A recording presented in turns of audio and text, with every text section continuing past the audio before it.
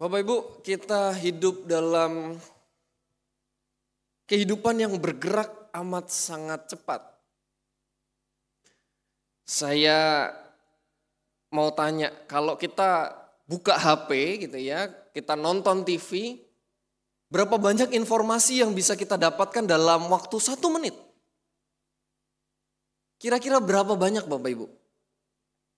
Informasi yang bisa kita dapatkan dalam waktu 1 menit ketika kita nonton TV, ketika kita main HP kita, menggunakan gadget kita, gawai kita, berapa banyak yang bisa kita dapatkan dalam waktu 1 menit saja. Penelitian mengatakan dewasa ini bisa ratusan dalam waktu 1 menit. Saya mikir, masa sih? Saya coba Bapak Ibu, saya baca berita, ketika baca berita, beritanya sih satu, tapi kanan kiri ada apa Bapak Ibu?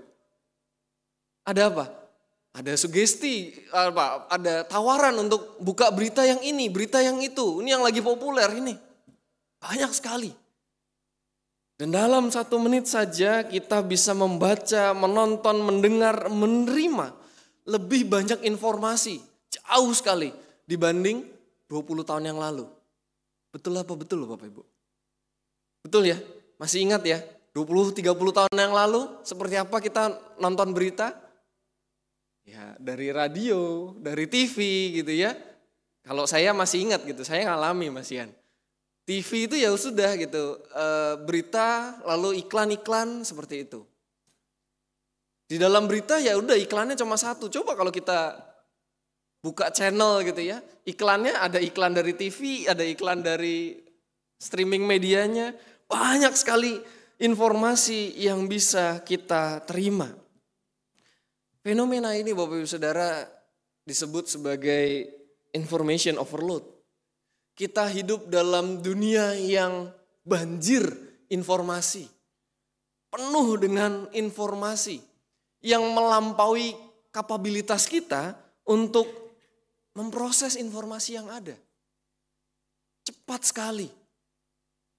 Saking cepatnya kita nggak bisa berhenti untuk melihat apa sih ini berita tentang apa sih gitu ya. Oh, ternyata berubah. Yang membuat kita apa? Yang membuat pikiran kita cepat capek. Lelah sekali. Sebentar ada berita ini. Wah, di samping ini ada berita ini. Wah, pengen baca ini. Cepat sekali. Di grup juga gitu ya Bapak Ibu ya.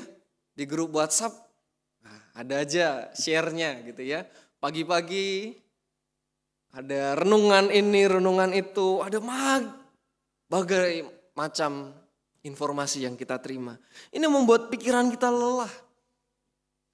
Membuat kita cepat cemas. Waduh, takut gitu ya.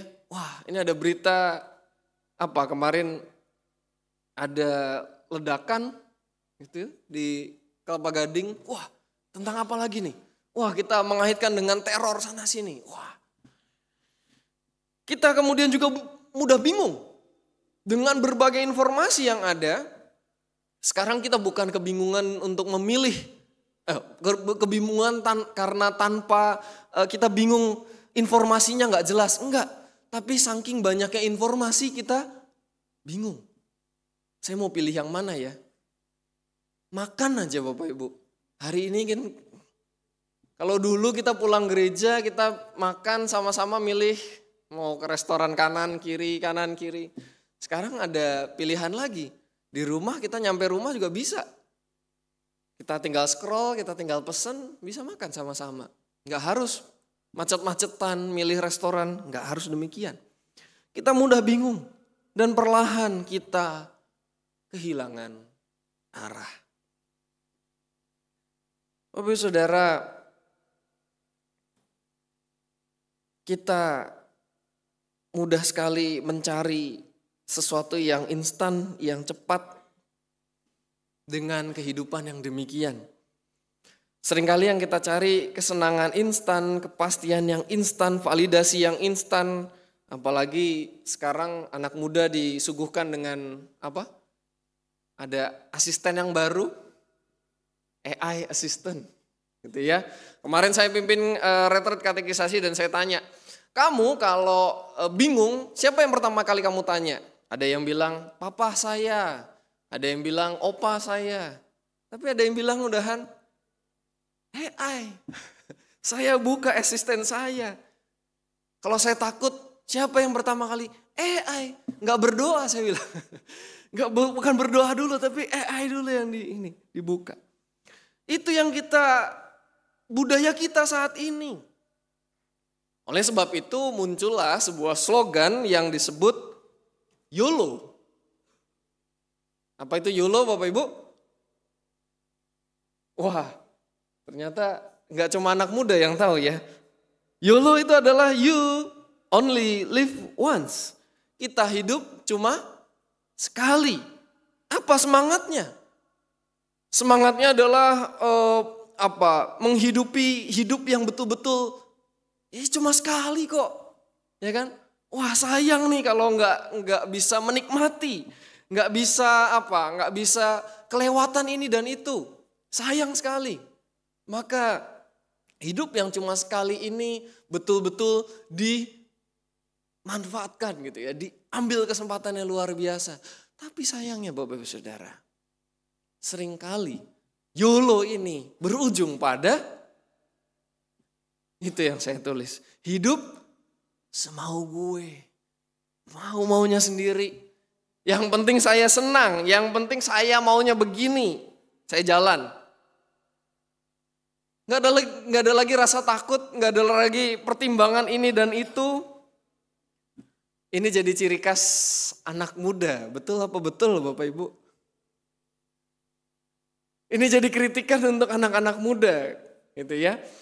YOLO, menikmati hidup, wah. Tapi resikonya dipikir carry kalau orang Jawa bilang. Nanti dulu, kalau orang Sunda bilang engkewe. Nanti aja dulu dipikirinnya. Yang penting jalan aja dulu. Nah ini jadi moto, jadi slogan hidup yang kemudian bergeser arahnya kepada hidup yang semau gue.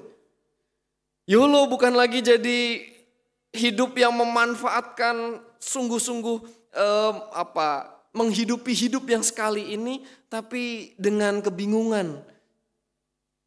Tidak tahu mau kemana sebetulnya. Jadi sebuah pelarian.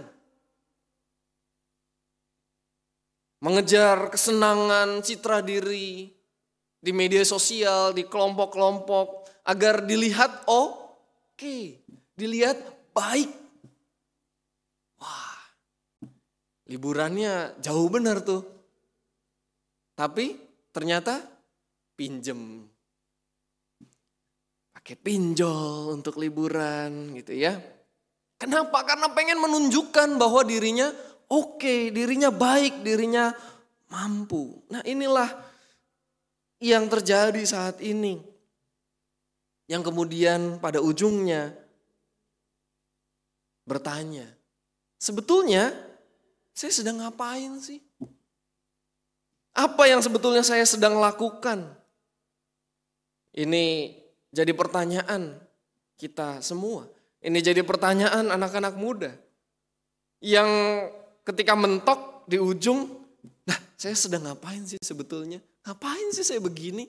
Ngapain sih saya harus berusaha memamerkan ini dan itu? Bapak Saudara, sebagai orang percaya kita tahu bahwa hidup kita cuma sekali. Hidup kita bukan hidup yang 2-3 kali, enggak. Tapi kita sadar, hidup ini bukan hidup yang terakhir. Ada apa Bapak Ibu Saudara?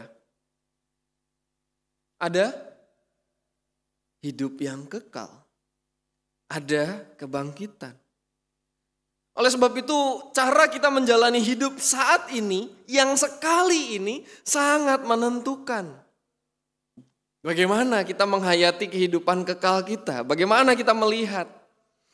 Nah dalam bagian bacaan kita, saya mau ajak kita untuk fokus ke dalam bacaan Injil kita. Dari Lukas tadi, Tuhan Yesus berhadapan dengan orang Saduki.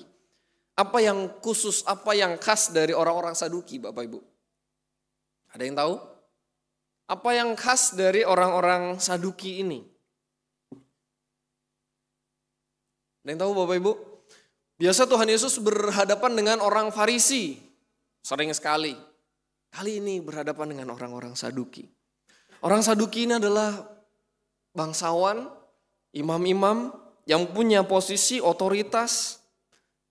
Tapi mereka adalah orang-orang yang tidak percaya pada apa? Dikatakan di ayat 27 tadi. Tidak percaya pada kebangkitan. Dan mereka sedang bertanya kepada Yesus. Mencoba Yesus melihat apa yang Yesus dijawab. Gitu ya.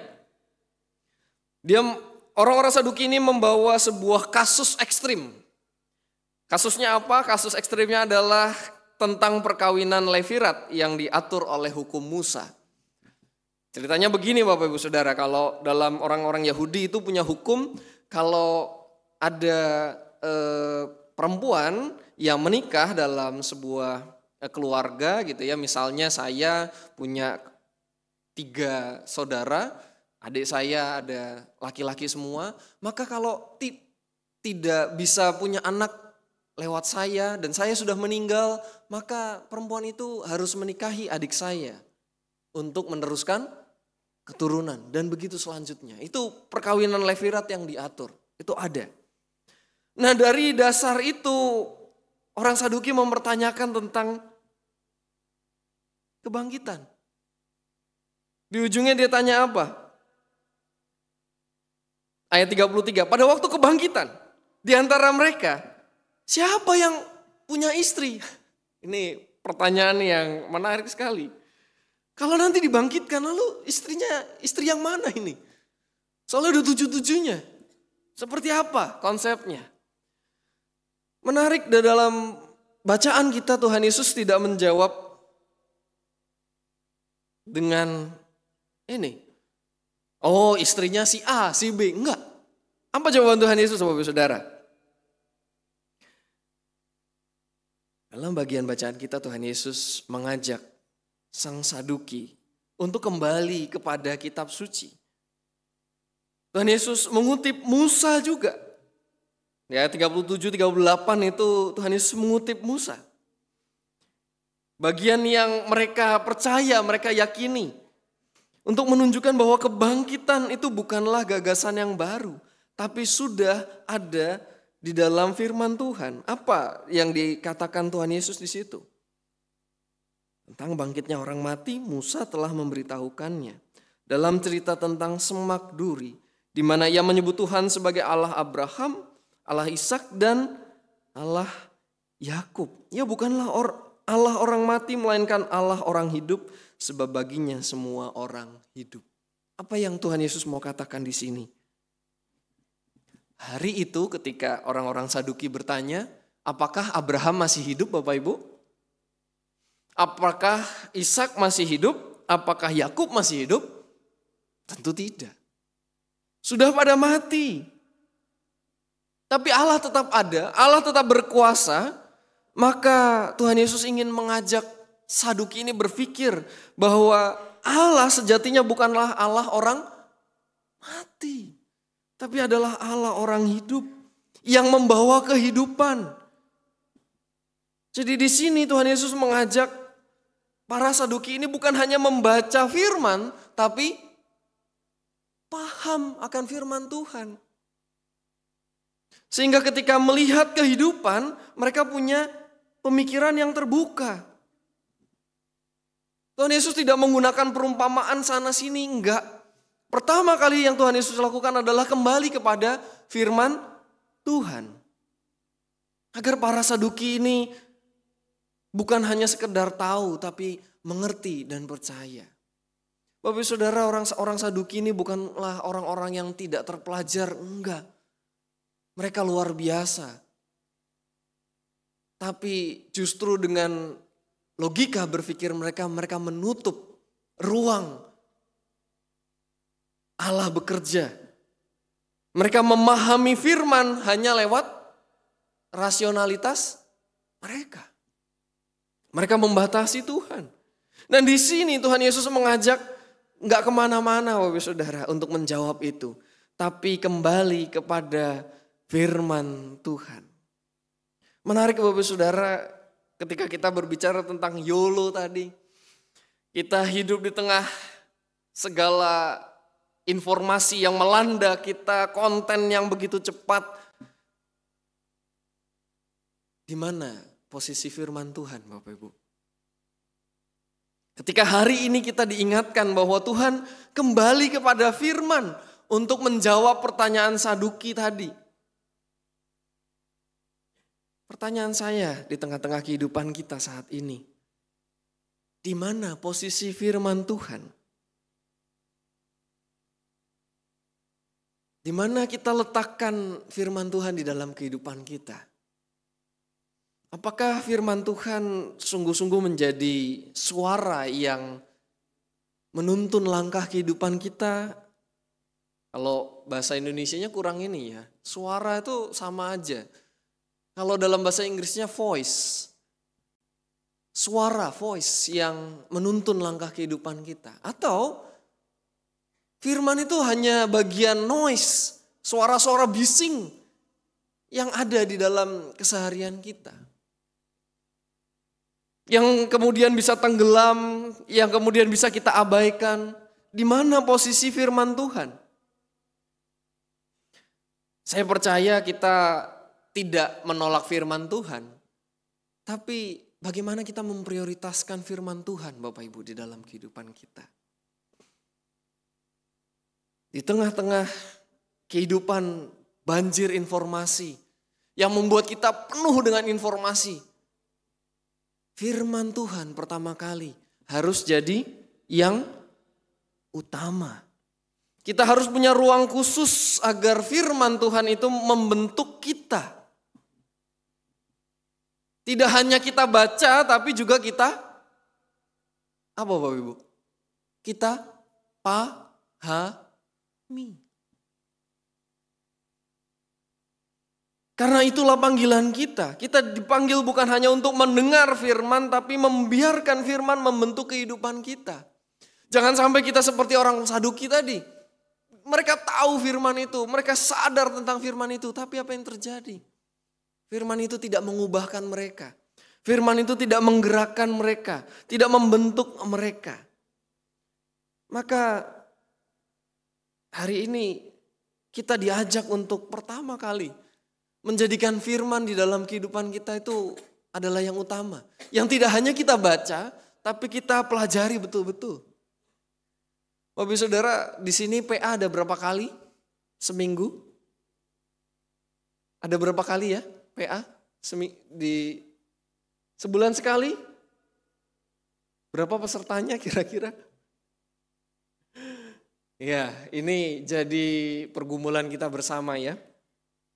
Kalau PA itu seringkali sepi. Seringkali kalau ditanya juga bingung gitu ya. Diskusinya sepi sekali. Ada yang mau kesaksian, ada yang mau cerita, sepi sekali. Padahal disitulah kita mendalami Alkitab. Kita tidak hanya membaca, kita bisa membaca setiap hari, tapi bagaimana kita juga mau mendalami firman Tuhan itu. Kan kadang kita baca bingung ya Bapak Ibu ya.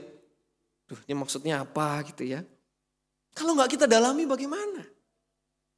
Maka saya ajak kita untuk meluangkan waktu Bapak Ibu Saudara. Tidak hanya untuk membaca, harusnya membaca sudah lewat stepnya. Kita orang-orang Kristen, kita orang-orang percaya. Maka firman Tuhan tidak hanya kita baca, tapi juga kita dalami. Sehingga firman itu yang menunjukkan, sungguh jadi pelita katanya. Firman-Mu pelita bagi kakiku. Bagaimana jadi pelita kalau kita cuma baca sesekali apalagi. Firman Tuhan harus betul-betul kita dalami. Agar kita tidak jadi orang-orang Saduki yang tahu aja. Dengan logika berpikir kita tanpa kemudian mengembangkan, menghidupi iman kita. Bapak Saudara, kita diajak untuk sadar bahwa firman itu tidak hanya membuat kita sekedar tahu ya. Tahu itu berarti kita paham dengan logika berpikir kita. Tapi juga kita Tidak kelihatan. Yang pertama, menolong kita untuk melihat hidup kita dengan benar. Mengubah persepsi kita. Kalau kita pakai kacamata, maka bukan sebuah kacamata yang kabur. Kacamata yang burem. Yang pakai kacamata enak gak sih kalau kacamatanya udah burem Bapak Ibu? Minusnya naik gitu atau plusnya naik gitu kan burem. Enak gak? Gak enak. Pusing. Ya kan? Gak nyaman. Nah, dengan firman Tuhan yang kita dalami bersama, maka kita diajak untuk melihat kehidupan kita. Ketika kita ada masalah, ketika kita menghadapi tantangan kehidupan, itu bukan dengan situasi yang buram. Tapi kita melihatnya dengan apa Bapak Ibu? Realitas yang ada kita lihat dengan jernih. Dengan yakin. Ya mungkin masalahnya belum selesai. Tapi kan beda ya. Ketika kita menghadapi masalah dengan tenang, dengan damai sejahtera dibanding dengan kalut, dengan bingung. Benar gak? Kalau kita hidup dengan tanpa kacamata yang tadi, yang jelas, yang burem, maka kehidupan kita akan sulit. Nabrak-nabrak kita yang ada. Yang kedua Bapak Saudara, kita membaca firman, kita mendalami firman adalah untuk membetulkan prioritas kehidupan kita. Tanpa firman, maka arus kehidupan kita bisa ketarik ke kanan, ke kiri. Bingung mau kemana. Tapi firman Tuhan jadi kompas yang membawa kita pergi ke arah mana Tuhan mau kita pergi. Firman tidak hanya berkata tentang yang benar, tapi juga menjelaskan kenapa itu benar. Kemana kita mau diajak oleh Tuhan. Tuhan Yesus mengajak kita untuk menghidupi jalan yang melampaui kehidupan saat ini Bapak Saudara. Dalam bacaan tadi Tuhan Yesus mengatakan bahwa mereka tidak dapat mati lagi sebab mereka seperti malaikat-malaikat. Dan mereka adalah anak-anak siapa Bapak Ibu? Anak-anak siapa kita ini? Ayat 36. Anak-anak Allah. Karena kita adalah anak-anak Allah, maka kita diajak untuk melihat bukan dengan cara dunia. Kita menyadari dunia yang sedang kita hidupi ini bukanlah tempat untuk membuktikan diri. Bukanlah tempat untuk menunjukkan pamer ini dan itu, enggak. Tapi untuk bersama-sama belajar, bersama-sama dibentuk oleh Tuhan, bersama-sama menuju kepada hidup yang kekal. Itu tujuan kita. Tujuan kita bukan hanya untuk di sini saat ini. Oleh sebab itu firman Tuhan menolong kita untuk bukan hanya sebuah informasi untuk menghidupi saat ini, tapi membentuk kita. Sebuah formasi kehidupan kita. Sehingga pertanyaan kita bukan lagi aku sudah punya apa. Apa yang kupunya di dunia ini. Tapi pertanyaannya kita bisa berpikir tentang aku sedang menjadi siapa di tengah-tengah dunia ini. Apakah aku menyerupai Kristus? Yang jadi tujuan kita bersama-sama? Atau saya sedang dikuasai oleh ego? Itu semua bisa dilakukan lewat perenungan firman Tuhan.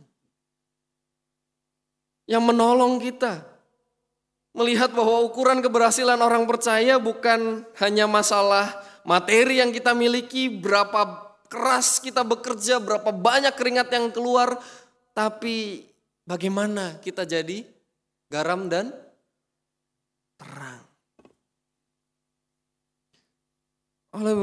Oleh sebab itu Bapak Saudara, hari ini kita diingatkan benar bahwa hidup kita cuma sekali.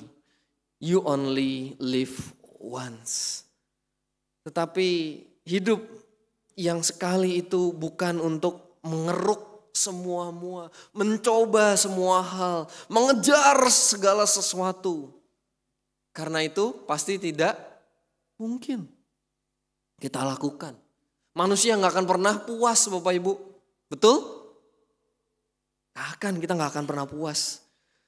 Dan ketika kita tiba dengan cara begitu kita hidup di ujung hidup kita.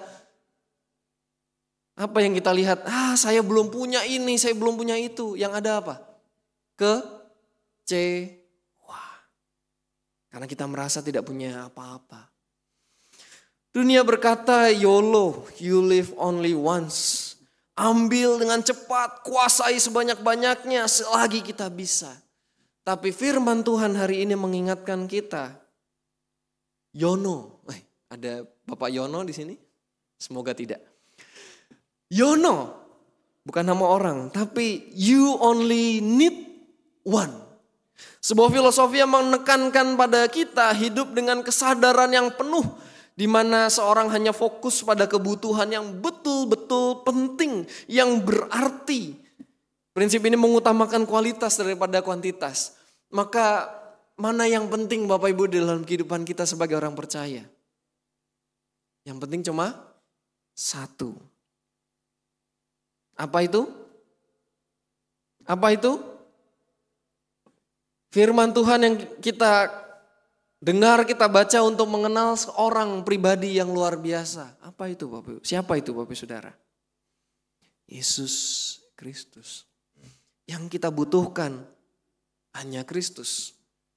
Dan yang mampu menolong kita adalah ini Bapak Ibu. Saya mau ngangkat yang besar susah. Lewat firman. Lewat firman kita mengenal Dia. Dan inilah keutamaan hidup kita. Berakar pada Allah yang hidup lewat firman Tuhan. Kita tidak perlu hal-hal lainnya, kita tidak perlu memuaskan orang, kita tidak perlu membuat orang senang sana sini. Bukan itu fokus kita.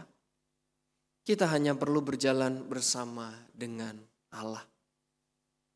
Itu cukup, itu kokoh, itu kekal. Tuhan Yesus mengatakan hanya satu yang perlu di dalam Lukas pasal 10 ayat 42 ketika Maria dan Marta begitu ya. Tetapi hanya satu saja yang perlu. Maria telah memilih yang terbaik yang tidak akan diambil dari dia. Yaitu Tuhan Yesus. Maka mari kita jalani kehidupan kita gak perlu tergesa-gesa. Sekalipun dunia begitu cepat. Mari kita hidupi kehidupan kita dengan kesadaran. Bukan dengan ketakutan akan ketinggalan. Tapi keyakinan dengan arah yang betul. Arah yang benar. Bukan dengan kekhawatiran untuk membuktikan diri. Saya kurang di sini. Tapi kita percaya bahwa kita adalah milik Allah yang hidup. Maka ketika kita menghayati kehidupan kita yang sekali. Mari kita hayati bahwa kehidupan ini adalah kehidupan dengan arah yang benar. Yang dituntun oleh firman. Agar setiap kita semakin mengenal. Setiap kita semakin menjadi Kristus di tengah kehidupan. Mari berjalan bersama dengan Tuhan. Mari menghidupi kehidupan kita. Tuhan yang menolong dan memampukan. Amin.